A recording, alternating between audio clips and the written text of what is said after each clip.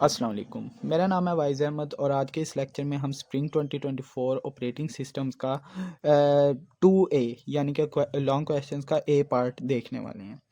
इसके अंदर हमारे से उन्होंने पूछा है कि वर्चुअल एड्रेस आपको गिवन है, आपने पेज नंबर और पेज का ऑफसेट निकालना है।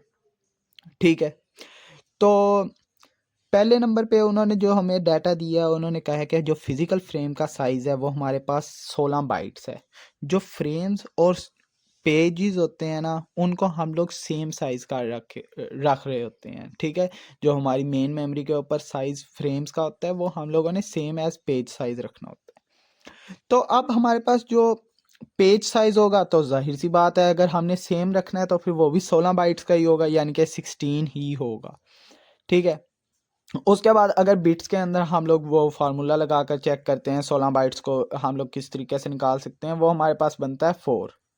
ठीक है, तो उसके अलावा हमें जो गिवन डाटा है उसमें उसने कहा है जो वर्चुअल एड्रेस है वो 6 बिट्स का है। 6 बिट्स के अंदर जितनी भी रिप्रेजेंटेशन होती है उस तक हम जा सकते हैं। अब आसान सा फार्मूला, दो फार्मूले हैं जो पेज नंबर और ऑफसेट निकाल कर देते हैं। पहला फार्मूला, अगर तो पेज नंबर निकालना है तो हम इंटीजर डिवीजन करते हैं। इंटीजर डिवीजन क्या आती है, जो पॉइंट्स के अंदर वैल्यूज आती हैं उनको इग्नोर किया जाए और जस्ट जो स्टार्टिंग वाला डेसिमल पार्ट का जो सा स्टार्टिंग वाला नंबर होता है उसको हम लोग कंसीडर करें। जैसे कि अगर मैं 0 डिवाइडेड बाय 16 करता हूँ तो वो तो सिंपल हमारे पास 0 ही आने वाला है।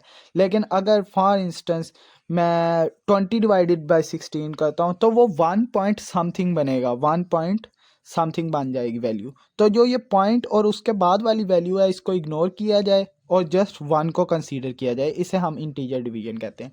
तो integer division of virtual address with page size, page size क्या है 16 और वर्चुअल एड्रेस क्या है वो हमें गिवन है सारे, हमने जस्ट वो कैलकुलेट करके वैल्यूज़ लिख देनी है। उसके बाद अगर ऑफसेट निकालना है उसके लिए हमारे पास फार्मूला होता है virtual address modulus page size, या फिर हम लोग ये भी कह सकते हैं पेज साइज के साथ रिमाइंडर निकालो। मॉडुलस जो सा ऑपरेटर होता है वो यही काम कर रहा होता है, रिमाइंडर निकाल रहा होता है। इसे रिमाइंडर कह लें, मॉडुलस कह लें, बात सेम है। ठीक है, रिमाइंडर निकालने का क्या मतलब है, अब जिस तरह के हम लोगों ने 20 को अगर तो डिवाइड किया पेज साइज से, यानी कि 20 डिवाइडेड बाय 16 किया तो फिर तो वो 1 पॉइंट समथिंग बना। हम लोग इधर डिवीजन करके देख लेते हैं, 16 1 टाइम्स 16 पीछे रहा 4, और अगर मज़ीद मैं डिवाइड करना चाहूँ तो मुझे पॉइंट लगा कर आगे वैल्यूज़ बढ़ानी पड़ेंगी। ठीक है, लेकिन हम लोग रिमाइंडर का क्या कैलकुलेट करते हैं, ये पॉइंट ना डालें अगर हम, और जो हमारे पास वैल्यू बने उसको हम लोग कहते हैं रिमाइंडर, जो कि इस केस के अंदर हमारे पास है 4। तो अगर मैं 20 का मॉडुलस लेता हूँ 16 के साथ, वो क्या निकलने वाला है 4, यानी कि रिमाइंडर अगर मैं निकालता हूँ वो 4 निकलने वाला है। वही काम हम लोगों ने इसके अंदर करना है, जस्ट ये सिंपल कैलकुलेशंस होंगी। अब मैं इधर साथ साथ करके दिखा देता हूँ। 0 डिवाइडेड बाय 16 इक्वल्स 0, कुछ भी डिवाइड किया 0 के साथ 0 ही आने वाला है। उसके बाद 1 डिवाइडेड बाय 16, अब ये हमारे पास 0 पॉइंट समथिंग बनेगा, लेकिन हम लोगों ने क्योंकि इंटीजर डिवीजन करनी है तो जस्ट हमारा 0 वाला पार्ट ही कंसीडर होने वाला है।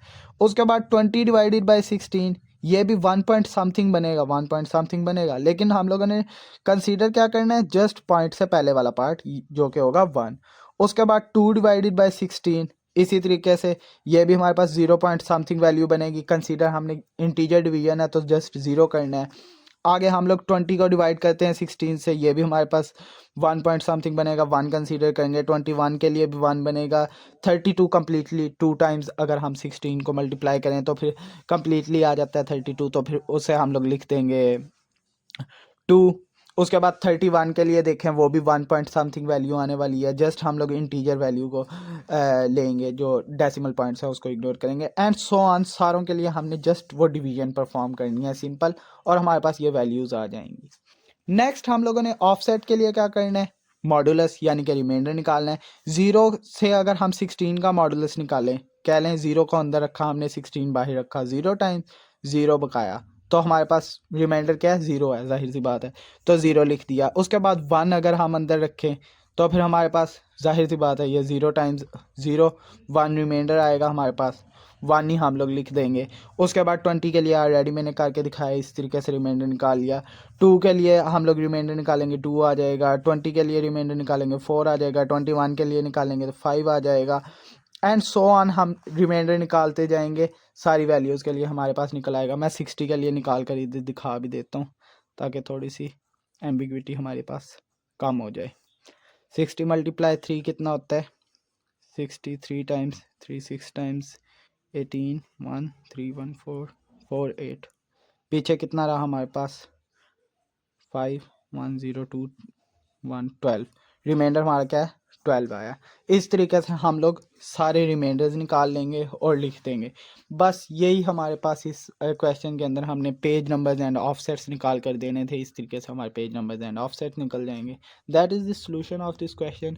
आसान से अगर हमें फार्मूलाज याद हों और हमें ये कॉन्सेप्ट पता हो पेज साइज़ और फिज़िकल फ्रेम सेम साइज़ के होते हैं, तो हम इसको आराम से उनसे कैलकुलेट कर सकते हैं। कोई ख़ास इसके अंदर मुश्किल चीज़ नहीं है। That's it. उम्मीद है आपको समझ आई होगी। जो चीज़ समझ ना आए आप कमेंट सेक्शन में पूछ सकते हैं। अल्लाह हाफिज़।